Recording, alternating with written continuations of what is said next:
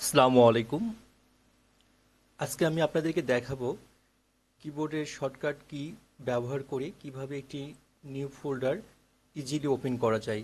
আমরা সচরাচর new folder open করার জন্য যেটি করে থাকি, মাউসের রাইট বাটন চেপে দেন নিউ থেকে নিউ ফোল্ডার ওপেন করে থাকি। বাট আজকে আমি আপনাদেরকে দেখাবো যে শর্টকাট কি ইউজ করে কিভাবে একটা নিউ ফোল্ডার ওপেন করা যায়। আপনারা আমার স্ক্রিনে দেখতে পাচ্ছেন এখানে কোনো ফোল্ডার ক্রিয়েট করা নেই।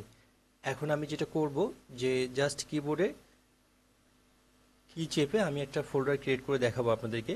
আমি শিফট কন্ট্রোল এবং এন চেপে একটা নিউ ফোল্ডার ওপেন করলাম। আপনারা দেখতে পাচ্ছেন একটা নিউ ফোল্ডার ওপেন হয়েছে। সেম টু সেমভাবে আমি আবার শিফট কন্ট্রোল এন চেপে আর একটা নিউ ফোল্ডার ওপেন করলাম।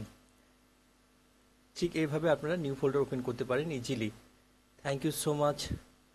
এরকম আরও কম্পিউটার ট্রিক্স পেতে আমাদের চ্যানেলটি সাবস্ক্রাইব করতে পারেন। আসসালামু আলাইকুম।